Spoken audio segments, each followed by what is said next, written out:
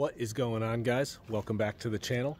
Today I'm going to have another quick update on the 76 Crew Cab F250 back there. I only introduced that to you guys last week, but things have developed quickly on this. I have a pretty exciting update probably. I know last week I kind of left you guys with, am I even going to restore this thing? Because it's bad. Just as a reminder, I will show you just how bad it is. Aside from the fact that it has no roof, it really doesn't have much of anything. Yeah, there should be a rocker and a floor. Yeah, and there's the whole, like, the cab is separated from the floor entirely. So this one's pretty much junk. And at the end of the last video, I was like, well, couldn't it be restored? Yes. Should it? No. Am I going to do it? I didn't really know.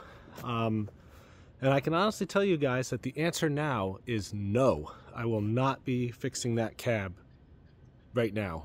Maybe at some point if I got bored. There's a couple things you could do with that cab that would be pretty cool, but I'm not going to restore it right now. So before we get into what I am going to do with this thing, I want to tell you guys a quick story. So let's get into that, and we'll start talking about the steps forward.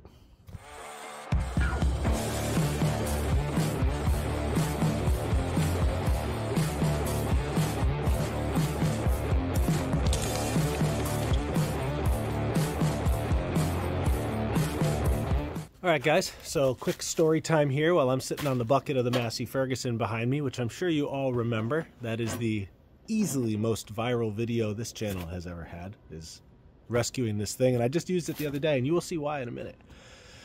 Let's go back in time to when I first got the Land Cruiser project going. Now I know I've told you guys this story, but what happened was essentially I found the parts truck in a goat pasture in Vermont. Actually, that parts truck, if you zoom way in out there, you can see it.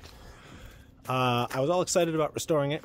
I got it on the trailer, dragged it up to a place in Vermont, and I was looking at it really carefully that afternoon and realized that, like, it's maybe restorable, but I'm not the guy. I could do it, but I'm not gonna. It's just not worth the time.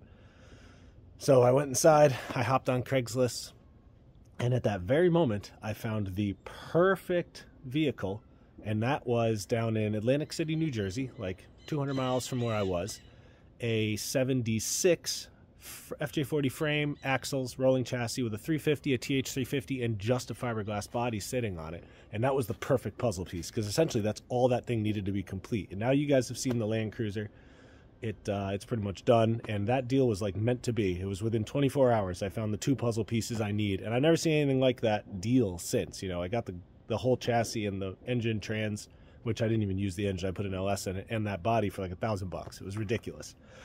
Well, I had a similar event the other day. So the day after I made the last video, I was headed over to the guy's house I bought the truck from to pick up some rear window parts that are really rare for the crew cab doors. He found them, and I was picking them up. That morning, I had decided I don't think I have the time to fix this thing because of my family and some personal obligations. It could be fixed, and I might fix it eventually just for fun, but I'm not going to do it right now.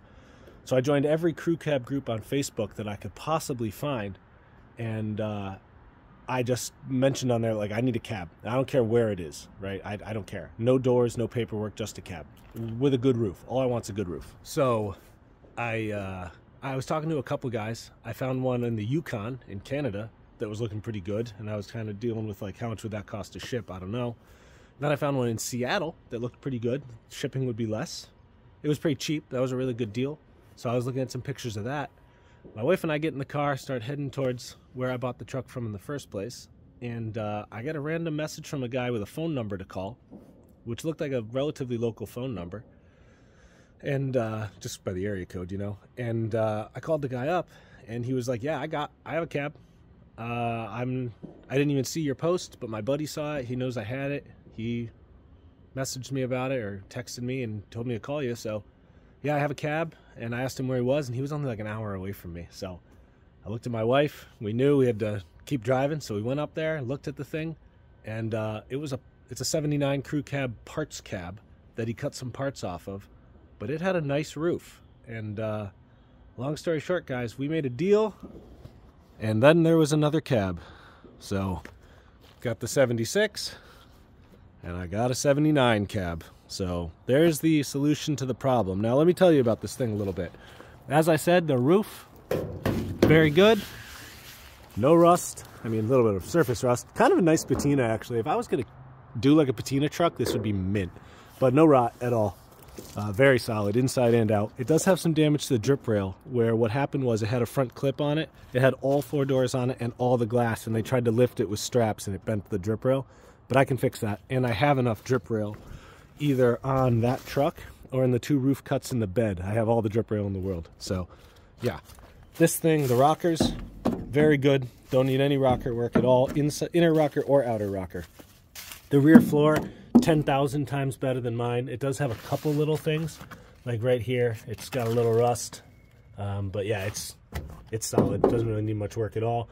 The rear does need some work. The pinch weld is rotted out. That's okay. The rear body mounts are good under here. The rear cab corners, yeah, I mean, they need a little work, but I actually have cab corners, as you guys know. The worst damage probably is this rear corner is smashed in. However, the only thing good on that truck is that rear corner and another strip that this thing needs. So I'm just going to cut it there, put a new corner on, and what I'll get out of that is the gas tank hole, which I'm not going to use the rear gas tank anymore, but 76s had the gas tank inside, 79s didn't.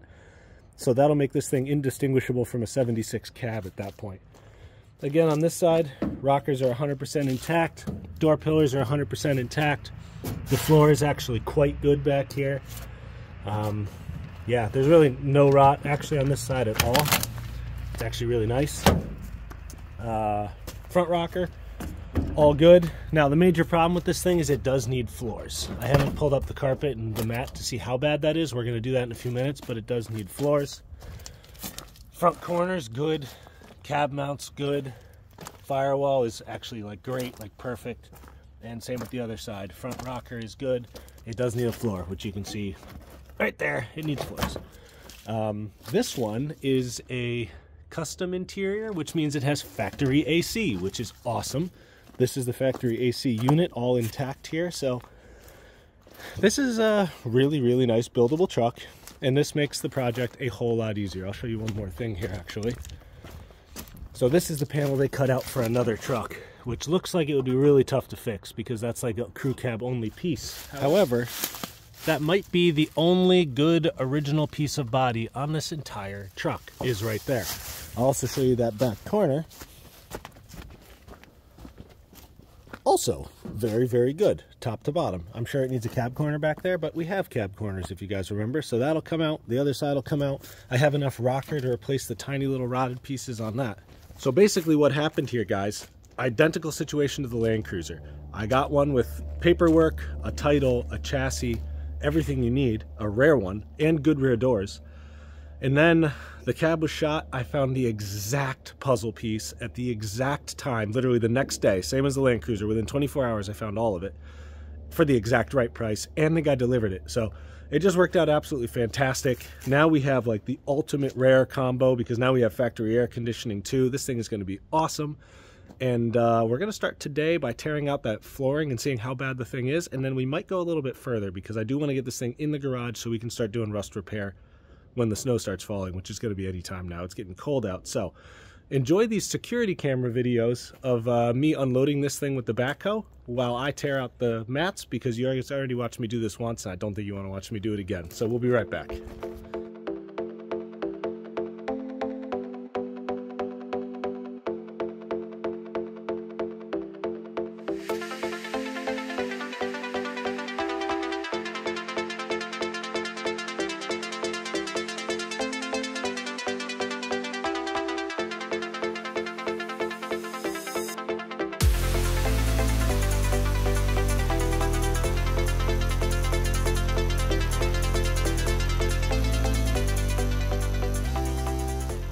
Okay, and we're back. So the carpet and mats and sound deadening is all out, and as you can see, this thing is night and day better than the other one. So as far as the rear floor, we got some little areas where I'm gonna have to put patches in. Right there, right there.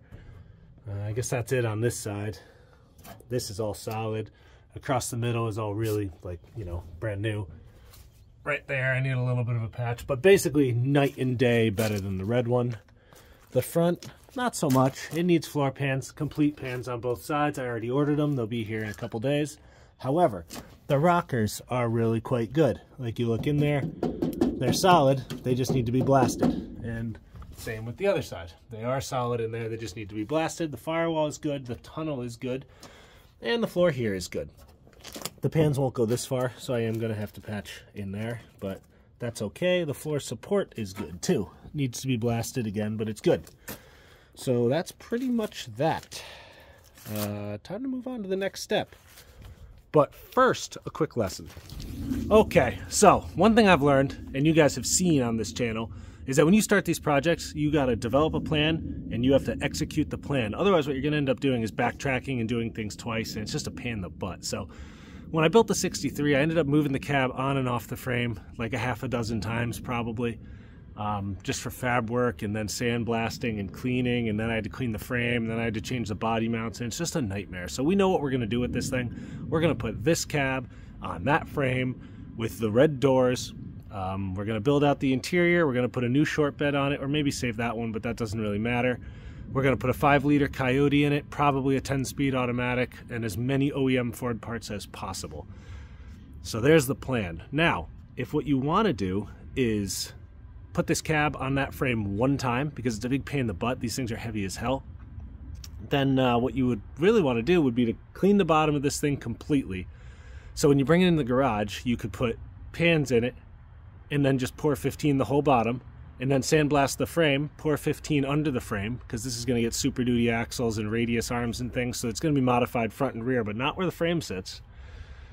And then you could put the cab on the frame once it's all pour 15, and then you have a roller around the driveway that you could work on, and it's never going to come apart.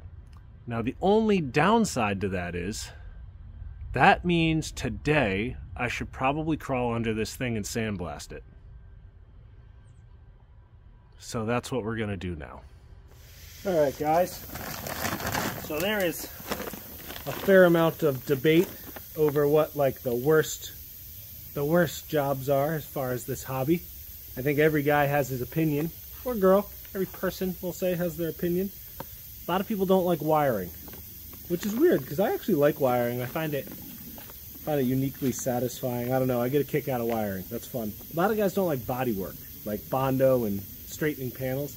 I don't like that, for sure. That's not my favorite thing. Painting either, not my favorite thing. I do it because I want to get better at it, but it's not my favorite. I would say a lot of people don't like sheet metal fab. That's probably my favorite. Maybe not sheet metal, but like fab in general. Definitely high on the list. I would say a contender for the worst thing you could do in the car restoration hobby would be laying on a gravel driveway on a 35-degree day under a cab, sandblasting 6 inches from your face. I would say in the grand scheme of things, that would have to be put on the list. So while I'm doing this, I just want you all to enjoy my misery from the comforts of your own home. And just be happy it's not you.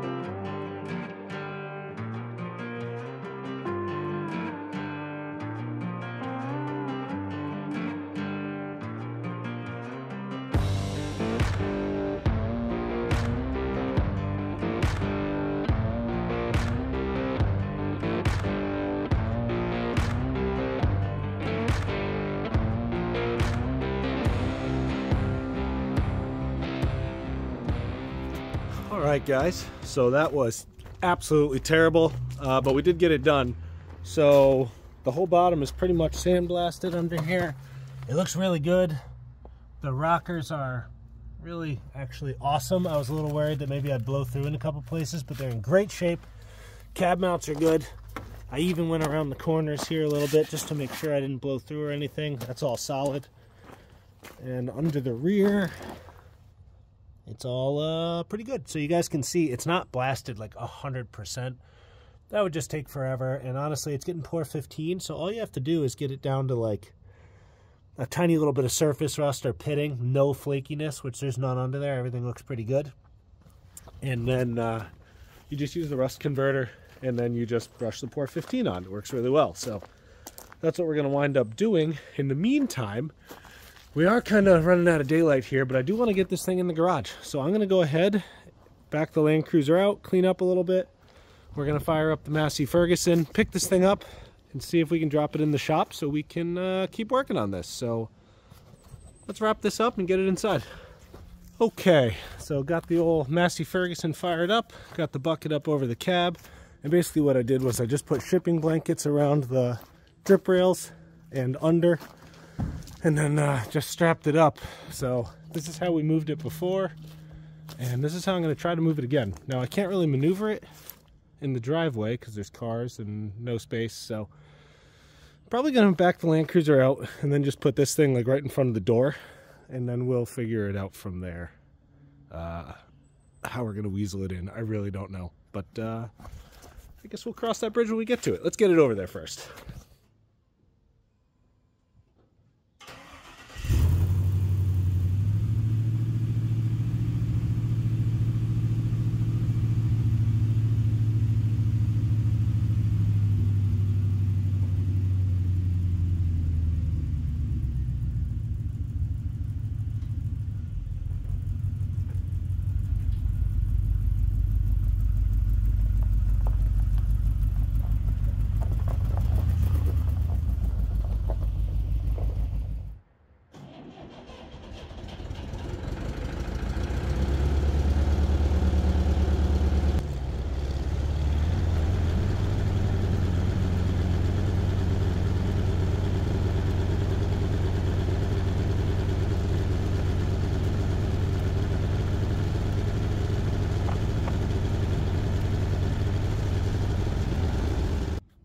Okay guys, so I realized when I was coming in that there was no way I was going to be able to get the bucket under the soffit here and get this thing into the garage, so I did the next best thing.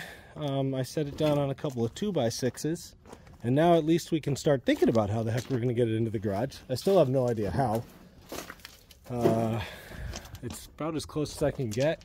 I was kind of thinking maybe I can get 2 guys under each side and just like shuffle it backwards, and then jack it up and get it on dollies and stuff, which probably is a possibility. The other thing is I might be able to lift up the front and just grab it with the bucket and slide it in on the 2x8s.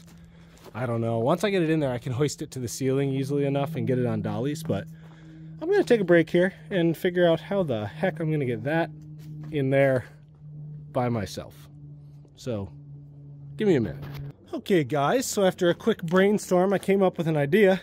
I went and got a 2x4, and I picked up these ends with a pry bar, put it under it, and then just screwed it on the corners. It's screwed in there, screwed in over there. Then I took a pry bar, picked up the back of the 2x6s until I could get them on a jack, jacked it up, and put a couple dollies under it. And then I went back to the front, picked up the whole center of it with a pry bar, and put a couple 2x4s under it, which now I'm going to go get some longer 2x4s as skids. And now I can literally just put this pry bar under here, pry up on it, and it just slides into the garage. Once I get closer to the garage, I will put the front under dollies, and then we'll be all set. So I'm not going to time lapse this because it's probably going to take me a good hour of like slowly shuffling this thing into the garage, but let this be a lesson to you. Anything can be accomplished with a mechanical advantage. So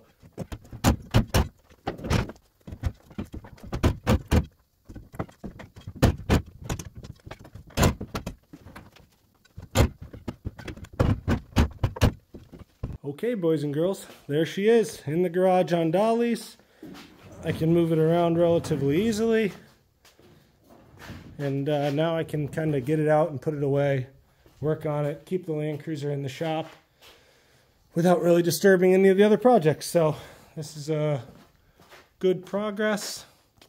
all I got to do now is figure out a way to tuck this thing in here and put the Land Cruiser back in so I can get it out of the weather. But that's going to be it for today's episode of Ran When Parked. We now have the 76 crew cab in the garage so we can do all the rust repair, floorboards and other panels and stuff like that. The bottom's all sandblasted, so as soon as we're done with the floors, we can basically pour 15 this thing, and I'll do that in here because I can heat up the shop. But it's going to be onward and upward, guys, so we're going to be moving relatively quickly with this. Like you all are already aware from my last video, I am on a little bit of a deadline here, so don't forget to like, comment, subscribe. Tell me what you guys are thinking. Tell me what you think of this project, and I'll see you guys next time on Ran When Parked.